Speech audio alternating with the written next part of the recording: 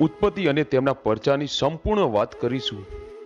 મામાદેવના મંદિર ભારતમાં ઘણી જગ્યાએ આવેલા છે, પરંતુ ઘણા ઓછા લોકો આ મોજીલા મામાનો ઇતિહાસ નથી જાણતા। તો આવો જાણીએ આ મોજીલા મામાની ઉત્પત્તિની વાર્તા। મિત્રો, તમે હજી સુધી આ ચેનલને સબસ્ક્રાઇબ ના કરી હોય તો પ્લીઝ આ ચેનલને સબસ્ક્રાઇબ જરૂર કરો। ભગવાન ભોળાનાથના સસરા પ્રજાપતિ દક્ષે એક યજ્ઞનું આયોજન કર્યું। આ યજ્ઞમાં તમામ દેવી દેવતાઓ બ્રહ્મા અને વિષ્ણુને આમંત્રિત કર્યા, પરંતુ તેમના પુત્રી સતી અને ભગવાન ભોળાનાથને આ યજ્ઞમાં ન બોલાવ્યા। તેથી સતીને આ વાતનું ખોટું લાગતા તેઓ આ યજ્ઞમાં પોતાને હોમી નાખી સળગી ગયા। ત્યારબાદ ક્રોધે ભરાયેલા ભગવાન શંકરે તેમની જટાની એક લટ તોડી જમીન પર નાખી અને તેમાંથી વીરભદ્રની ઉત્પત્તિ થઈ। અને પછી ત્યારબાદ સળગી ગયેલા સતીના શબને લઈને ભગવાન શંકરે તાંડવ નૃત્ય કર્યું। ત્યારે ભગવાન વિષ્ણુએ તેમના સુદર્શન ચક્ર વડે તે શબના 51 ટુકડા કર્યા। તે 51 ટુકડા ધરતી પર પડ્યા।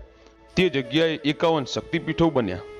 ત્યારબાદ માતા સતીએ હિમાલયના ઘરે અવતાર લીધો અને તપ કરી ભગવાન શંકરને પ્રસન્ન કરી તેમની સાથે વિવાહ કર્યા।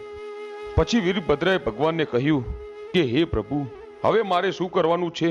ત્યારે ભોળાનાથ બોલ્યા કે હે વીરભદ્ર, તમે હવે રબારીના ઘરે અવતાર લેશો અને જગત આખામાં મામાદેવ તરીકે પૂજાશો। તમને અફીણ, ગાજો, અત્તર, સિગરેટ અને ગુલાબના ફૂલ ચડશે। તમે ખીજડે, પીલુડી અને લીમડે વાસ કરશો। તમે દુનિયાના દુઃખ દૂર કરજો। તમને શંકર અને પાર્વતીના આશીર્વાદ છે। ત્યારબાદ મામાદેવનો રબારીના ઘરે જન્મ થયો અને ભરવાડના દીકરાને બચાવવા મામાદેવે પોતાનો જીવ આપ્યો। ત્યારબાદ જગત આખામાં મામાદેવ તરીકે પૂજાયા। તો આવો મિત્રો, આપણે મામાદેવના પરચાની વાત કરીએ। એકવાર વર્ષો પહેલા કાલાવાડ તાલુકાના ખીજડીયા ગામમાં ધનુભા દરબાર રહેતા હતા। તેમના ખેતરમાં એક ખીજડાનું ઝાડ હતું। એ ખીજડાની પૂજા તેમના પિતાજી કરતા અને કહેતા કે આમાં મામાદેવનો વાસ છે।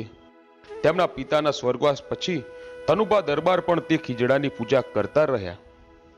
તે નિત્ય ક્રમે આ ખીજડાની પૂજા કરે અને રાત્રે આ ખીજડાની નીચે ખાટલો ઢાળીને સૂઈ જાય। આ જ રીતે અનેક વર્ષો વીતી ગયા।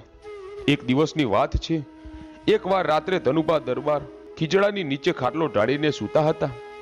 ત્યારે અડધી રાત થઈ અને ખાટલો ઉડવા લાગ્યો અને ખેતરના શેઢે જઈને પડ્યો। સવાર થઈને ધનુભા જાગ્યા ત્યારે ખાટલો શેઢે પડેલો। તેમને થયું, અરે, હું તો મામાના ખીજડે સૂતો હતો અને અહીંયા શેઢે કેવી રીતે આવ્યો?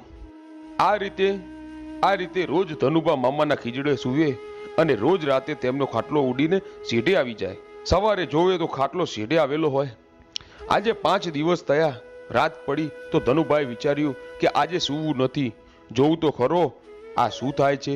કોણ મારો ખાટલો ખીજડા નીચેથી શેઢે મૂકી આવે છે? આમ અડધી રાત થઈ ધનુભા જાગતા હતા। ત્યાં એક ધોળા કપડા વાળા અને હાથમાં લાકડી લઈને એક ભાઈ આવ્યા અને બોલ્યા, રામ રામ બાપલા, રામ રામ। એ રામ ભાઈ ને રામ, આવો આવો, હા, બે બે પણ આ અડધી રાતે આમ સીમમાં ક્યાંથી? અરે દરબાર, બાજુના ગામમાંથી ખીજડીયા જવા નીકળો તો તે થયું કે રસ્તો ટૂંકો થાય માટે આડા ખેતરે સાયલો જાઉં। હારું હારું હારું, લ્યો બેહો, આ થોડી વાર વિહામો ખાવ। પણ ભાઈ કાંઈ સિગરેટ બિગરેટ છે કે? હું કામ ગરીબ માણાની મસ્કરી કરો હો? અરે ભાઈ, સિગરેટ ક્યાંથી હોય? હું તો હાવ કડકો માણા હું, ખાખી પીવું છું, લ્યો હળગાવો। એ લાવો, લ્યો તે ખાખી તો ખાખી, લ્યો, હે? લાવો હા, લાવો લ્યો લ્યો। હા। આમ દર ગુરુવારે આ ભાઈ અહીંયા આવે અને બીડી પી વાતો કરી અને જતા રહે। આમ કરતા કરતા આસો મહિનો આવ્યો। નોરતાનો પહેલો દિવસ છે। માતાની ગરબીના દર્શન કરી ધનુભા ખેતરે આવ્યા। આવીને ધનુભા મામાદેવનું સ્મરણ કરે છે। ત્યાં એક તેજના ઘોડાની જેવી સળગતી મસાલ દૂરથી હાલી આવે છે। તે જોતા જ દરબારની આંખો અંજાઈ ગઈ। જય મામાદેવનું સ્મરણ ચાલુ જ છે। આ સળગતી મસાલ આવીને ખીજડામાં સમાઈ ગઈ। ધનુભા તો વિચારમાં પડ્યા કે અરે આ શું હશે? આ વિચારમાં દરબાર બેઠા છે ને ત્યાં જ સામેથી પેલા ભાઈ આવ્યા। એમ કરી બંને જુદા થયા આજે આ ભાઈ રસ્તા તરફ નહીં પરંતુ ખીજડા તરફ હાલતા થયા અને ખીજડાની ઝાડમાં સમાઈ ગયા.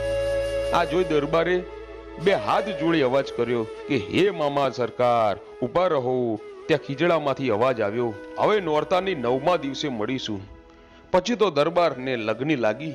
એક પછી એક 9 નોરતા પૂરા થયા. રાત પડી ને ખેતરમાં આવ્યા.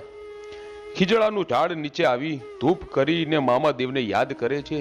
ત્યાં તો ખીજડામાંથી વીજળીનો પ્રકાશ થયો અને મામા દેવ પ્રગટ થયા અને ધનુભા દરબારને દર્શન દીધા. આવા તો મામા દેવના અનેક પરચાઓ છે. મામા દેવના ઘણા મંદિરો આવેલા છે. મોજીલા મામાને સિગરેટ, ગાંજો, અફીણ વગેરે વસ્તુઓ ચડે છે. મામા મારા મોજીલા મામા જો